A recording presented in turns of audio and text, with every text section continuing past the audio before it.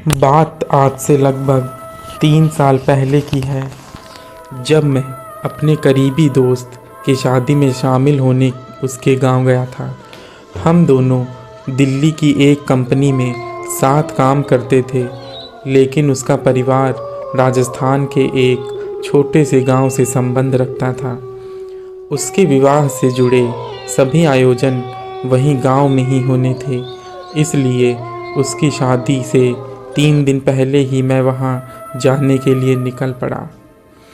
Jaipur airport पर उतरने के बाद मैंने उसके गांव पहुंचने के लिए एक टैक्सी की।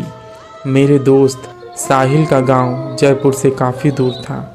ड्राइवर ने पहले ही कहा था कि पूरे 24 घंटे में ही हम उस गांव में पहुंच पाएंगे। सफ़र लंबा था, इसलिए टैक्सी ड्राइवर से बातें भी शुरू हो गईं। बातें करते करते उसने गांव देहातों में फैले भूत प्रेतों के किस्से का जिक्र छेड़ दिया। उसका कहना था कि जिस गांव में मैं जा रहा हूं, वहां तो डायनों का आना बहुत आम बात है। उसने मुझे एक नहीं न जाने कितने ही किस्से सुना दिए उस गांव और डायन के बारे में।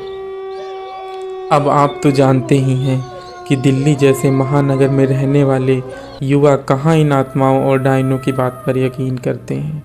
मेरे जैसे अधिकांश लोगों के लिए यह सब तो एक मनोरंजन का जरिया है, इससे ज़्यादा और कुछ नहीं। लेकिन शायद वह आखिरी बार था जब मैंने इन सब काली शक्तियों को बस एक मजाक के रूप में लिया था, क्योंकि उसके बाद तो जैसे मैं इन पर न सिर्फ विश्वास करने लगा, बल्कि हर समय इनकी उपस्थिति का एहसास भी करने लगा। ड्राइवर का कहना था कि सुबह 8 बजे तक हम अपनी मंजिल पर पहुंच जाएंगे। रात 10 बजे के आसपास हमने एक ढाबे पर खाना खाया और फिर सफ़र की थकान की वजह से आंख लाल हो गई।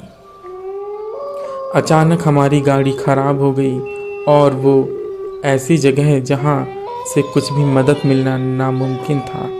मुझे समझ नहीं आ रहा था कि क्या करें। सुबह होने का इंतज़ार भी नहीं कर सकते थे और आसपास कोई ठीक जगह भी नहीं थी। ड्राइवर का कहना था कि 2 से 3 किलोमीटर पर एक ढाबा है, आप वहां पहुंच जाओ, मैं गाड़ी ठीक करवा कर आ जाऊंगा। मैंने उसकी बात मान ली और पैदल चलने लगा। बहुत चलना था, इसलिए कानों में ईयरफोन लगा लिया और सोचा इससे समय अच्छा बीत जाएगा। कुछ दूर चलते ही मुझे ऐसा लगा जैसे मेरे साथ कोई चल रहा है। बड़ी तेज महक सी आई और बहुत देर तक अपने साथ किसी और के होने का एहसास हुआ। पहले लगा कि जैसे यह मेरा वहम है, लेकिन धीरे धीरे वो वहम हकीकत या यूं कहें भयानक हकीकत की शक्ल लेने लगा।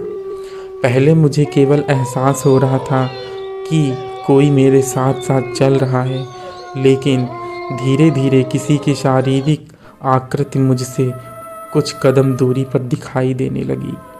वह एक सुंदर लड़की थी। उसने मुझसे पूछा कि इतनी रात को मैं अकेले कहाँ जा रहा हूँ। तो मैंने उसे अपनी कहानी बता दी कि कैसे गाड़ी खराब हुई और मैं पैदल चलने के लिए मजबूर हुआ। मैंने भी उससे यही सवाल किया कि वह इतनी रात को यहाँ क्या कर रही है। उसने बोला कि वह अक्सर इस रास्ते पर आती जाती है। इससे पहले मैं उससे कुछ और पूछता, उसने मुझे बोला कि आपके दोस्त की शादी तो कल है ना, आप कैसे पहुँच पाएंगे। उसका यह सवाल सुनकर मैं हैरान रह गया कि उसे कैसे पता। मैंने पूछा, आपको मेरे दोस्त की शादी के बारे में कैसे पता। तो उसने मुझे बताया। ऐसे ही मैं चुप हो गया। उसने अपना नाम कविता बताया था। फिर वह कोई अजीब सा गाना गुनगुनाने लगी और मैं चुपचाप उसके साथ चलता रहा। आगे बढ़ा तो सामने एक बड़ा और घना पेड़ दिखाई दिया। मैं उसकी तस्वीर उतारने लगा तो उस लड़की ने मुझे ऐसा ना करने को बोला। मैंने पूछा, क्यों? तो उसने बोला, रात के समय तस्वीर नहीं उतारते। मैंने अपना कैमरा अंदर रख लिया। मेरी नज़र अचानक पेड़ से थोड़ी दूर पर पड़ी और वहाँ पर खड़ी 3 औरतों पर गई। तीनों औरतें धीरे धीरे मेरे पास आने लगीं। जैसे जैसे वो पास आती गईं, उनका चेहरा नज़र आने लगा जो बहुत डरावना था। वे मुझे अपने पास बुलाने लगीं, लेकिन कविता ने उनका इशारा देख लिया और मुझसे तेज़ तेज़ चलने के लिए बोला।